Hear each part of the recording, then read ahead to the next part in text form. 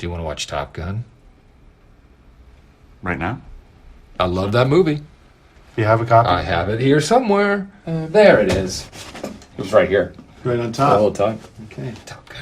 Just put it in over here. Just put it right in there. Great. Start from the top. Top Gun from the top. Sit back and enjoy the ride. Tom Cruise, I guess.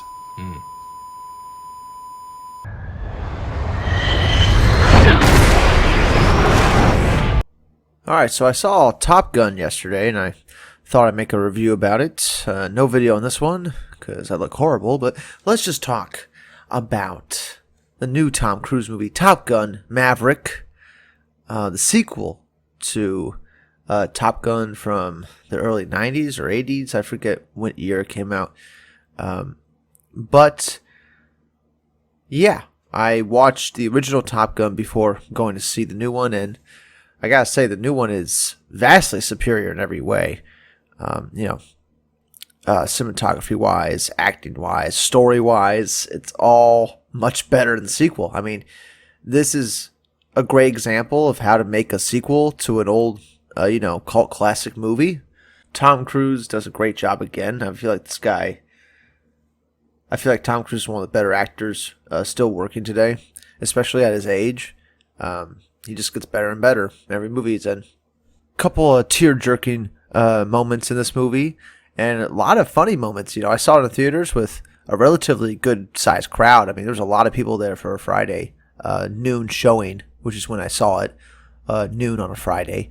And it was a packed house, and the people were laughing when they were supposed to laugh, and, they were choking up when they were supposed to choke up. And I gotta say, it was just a great movie. Is it the greatest movie of all time? No.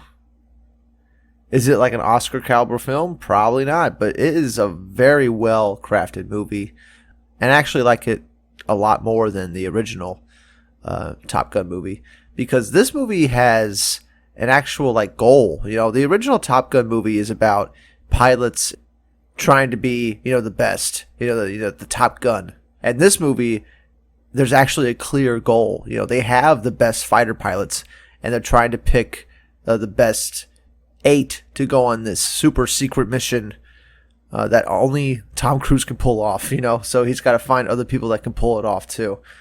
So, that's part of the movie I like a hell of a lot more than the original, is that there's a clear mission. There's something to sink your teeth into. There's something to prepare. You know what the end goal of the movie is going to be. You know what we're getting to.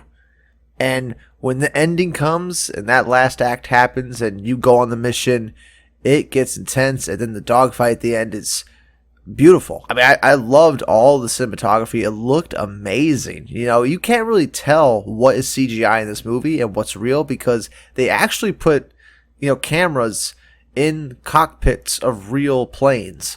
They actually shot real planes on footage, and they captured the speed of the planes too, which, in the original Top Gun movie, it was very hard to do. They also, used real planes in the original Top Gun, but, it was back in the day, they didn't really have the best filming techniques for it, but now, they do, and this movie's a miracle to see. It's a miracle how they got a lot of these shots. Now, of course, there's CG and stuff like that, but it's so minuscule that you probably won't notice it. The camera work in this movie is so well done. I just want to see it again just for the camera work on the flying scenes.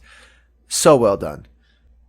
And it puts a lot of these, CGI heavy movies, these superhero movies to shame, because it shows you could get a lot done with practical effects, and it could look amazing. So just by that alone, I suggest everyone see it in theaters. Is that a type of film that you got to see on the big screen? If you missed your chance to see it in theaters, you're missing out for sure.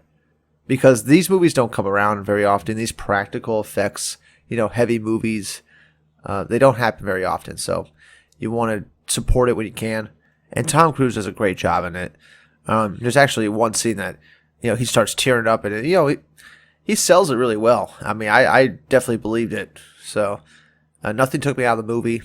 They even brought Val Kilmer back, and I thought, how is this going to work? He has a hole in his neck from his throat cancer and stuff, and they wrote that into the movie, that his character Iceman, has cancer and he's dying, and he's typing on a computer because he can't talk, and then he talks and then he finally talks to Tom Cruise, and it's like this whisper, raspy voice, and it really was pulled off well. I mean, Val Kilmer pulled it off really well, and the ending of that scene got a huge laugh because Val Kilmer's like, "Who's still the best here?"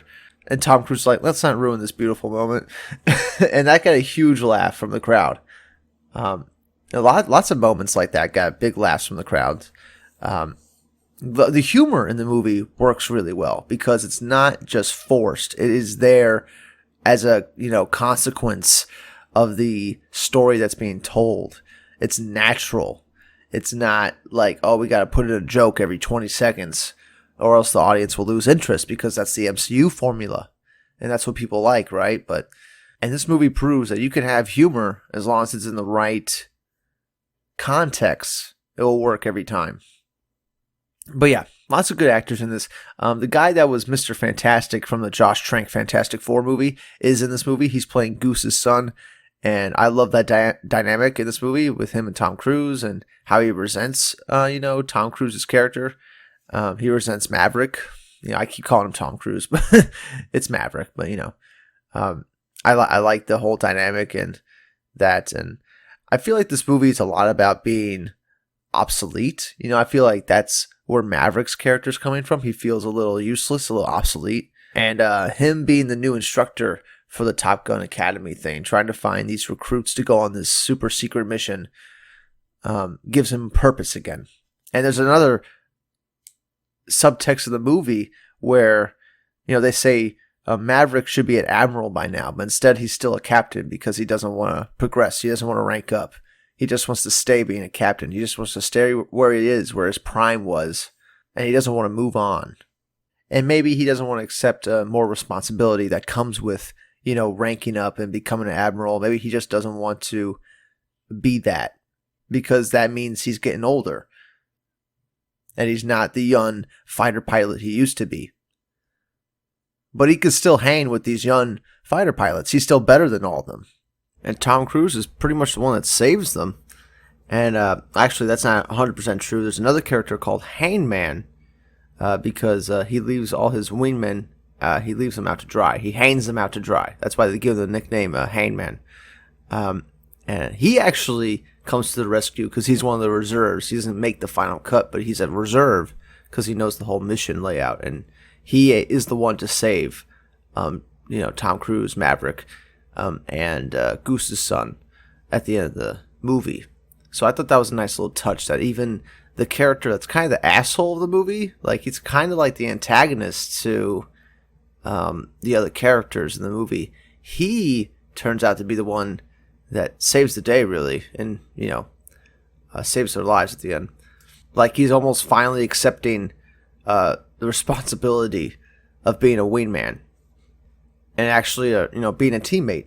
And it's funny, there's a beach scene in this movie, just like the beach scene in the original Top Gun where they're playing volleyball. Only this one, they're playing like this two-way football that I'd never seen before. And it's, to build teamwork and stuff like that. But as I was watching it, I'm like, do these guys know how to play football? Because they have like two offenses going at each other at the same time, playing defense at the same time. It was the weirdest thing ever.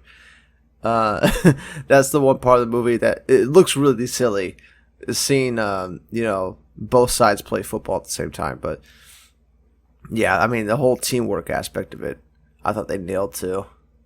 You can't have a lone wolves on this mission type thing. Which is what Maverick was. Like, that was another subtext of the first movie, is that Maverick thinks he could just do everything on his own until he loses Goose. And, that's a big, sad, dramatic scene in the first movie when Goose dies. Which is definitely like the big moment and the pivotal moment of this franchise, these movies, is Goose's death. It's something that affects every character, not only in the first movie, but in the second movie as well.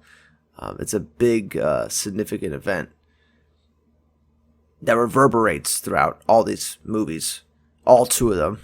I'm sure they're not going to make another one because at the end of this movie, I feel like you said everything you need to say. This is the story. I really hope they just end it here. I mean, this is a nice little ending.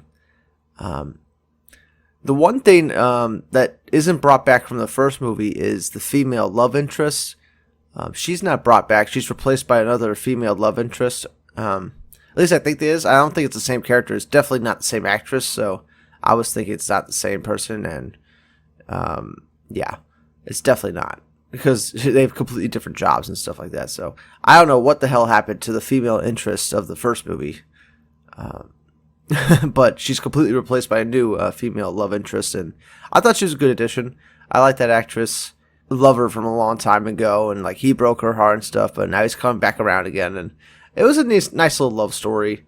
And there's another great hilarious moment where they're getting it on, and the daughter comes home, and the mother wasn't expecting the daughter to come home, and she's like, "You gotta sneak out," like they're fucking teenagers, and he falls out the window, and it gets a huge laugh from the crowd. At least when I was there, it got a huge laugh. And then he stands up, and he comes face to face with the daughter. Like, she's looking out the window right at him. And then it gets real awkward. It gets real awkward, and the daughter's like, "Don't break her heart again." And it gets real sad.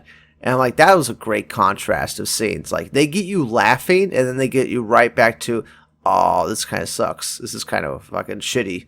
You know, it's like, they play with your emotions pretty well. Very well done, I thought. Other notable actors, John Hamm. He plays a Maverick superior, general admiral dude, you know, that's responsible for this whole mission and everything, and getting this team together and making sure everyone's prepared for it. And really, like, he's a hard ass in the movie, but by the end, you kind of realize he's just trying to save as many lives as possible.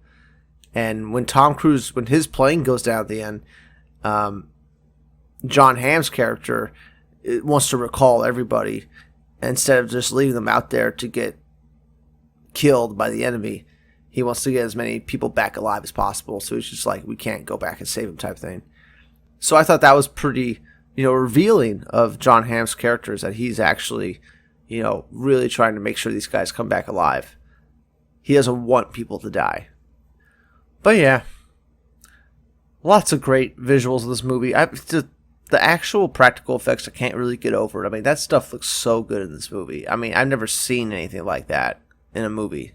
So it really floored me watching it for the first time and stuff. And I've only seen it once. This is me recording after I've only seen the movie once, and I feel like I will buy it on like 4K and watch it like that. I have the original Top Gun on Blu-ray.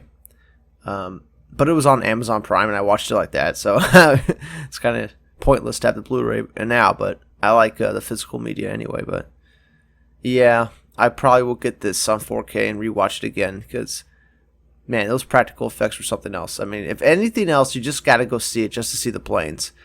And if you're a big fan of the Ace Combat, those video games, you're going to love this fucking movie. Like, it looks just like those fucking games.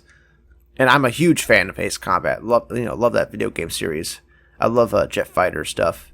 And this movie really puts you into the plane, It makes you feel the speed of the planes. And that's, I wouldn't say it's a gimmick of the movie, but it is the reason the movie exists type thing. This is why they made it. So you can experience, like, aircraft combat, And Tom Cruise does a hell of a job, man. Like, I am convinced he's one of the best actors, like, alive. He's able to make any role, like, believable. Even The Mummy, like, he's like, all right, I buy Tom Cruise in that movie. Even though the movie's horrible, I buy him, And that's like him in every role he's in. You just buy it. You buy into what he's doing. Not many people could do that. And at his age, he's still in, like, incredible shape and stuff. So he's killing it. And he really should be a superhero, honestly. I was thinking about it, like, fucking DC needs to get on that. It needs to make him some kind of superhero. I would think he'd be a great, like, Hal Jordan, an older version of Hal Jordan with, like, silver streaks in his hair that becomes Parallax. I would think he would be perfect for that. But, that's way off topic. But, yeah.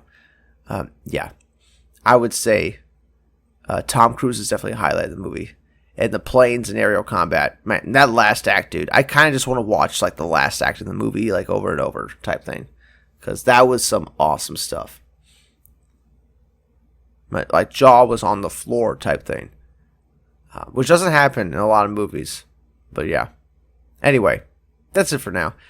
If you want to score, it's probably like a 9 out of 10. It's almost like a perfect movie. I think it might be a little bit too long. It's like 2 hours and 11 minutes. You know, the first movie was under 2 hours. I think it was like an hour 48, something like that. You know, it was under 2 hours.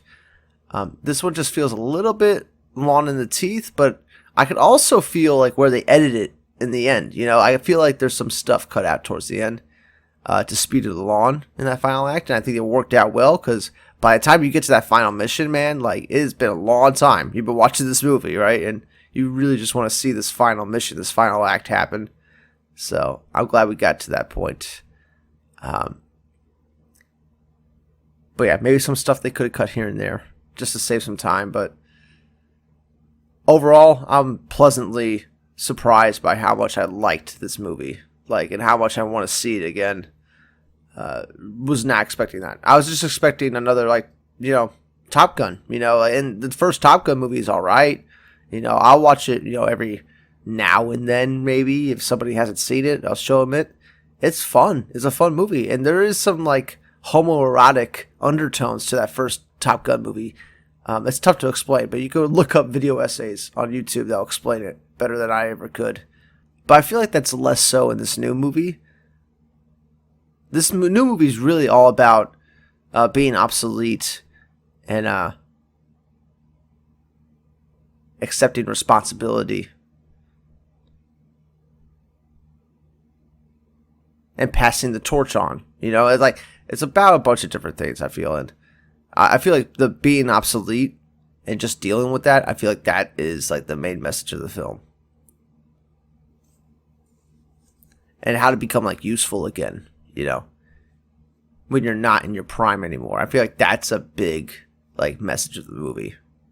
And it still has like the awesome 80s music to start the movie, which I thought was dope. But yeah, the opening of the movie is better than the original opening of Top Gun. Like just the plane footage and stuff, and they have the awesome music going, the awesome 80s music. Yeah, man, lots of good music cues in this new one as well. Of course, the first Top Gun movie had the Take My Breath Away song that played a lot. That song played a lot in that first movie. Yeah, man, I felt like the music cues were pretty on point for this new one. Nothing took me out of it. And I enjoyed every second of the movie. Especially that third act, man. I tell you what, that is one of the better third acts I've seen in a movie in a long time. Totally invested, totally intense, totally had me on the edge of my seat. Wasn't expecting it to be that good, and it just blew me away. You know, I can't wait to see it again. Anyway, that's it for now. 9 out of 10. Comment below, let me know what you think of Top Gun Maverick. And we'll see you all in the next one. Bye-bye for now.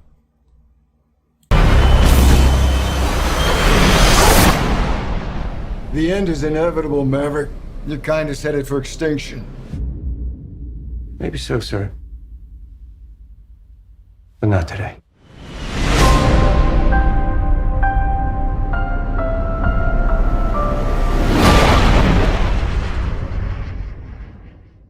Great. I like that movie. It's a good movie. Great, yeah. Terrific. Wonderful, wonderful artistic film. Do you want to watch it again? We just saw one pass of it, so. I would love to focus in on the business, you know. It literally means the world to me. Come on. There's what, you know, we watch one more time. Yeah, sure. Yeah. Rewind here? Rewind. So while we're rewinding, let's talk business about the mall. And hit play. Okay. Oh, Play Round again? two. play again. Top Gun from the top. Again. Sit back and enjoy the ride.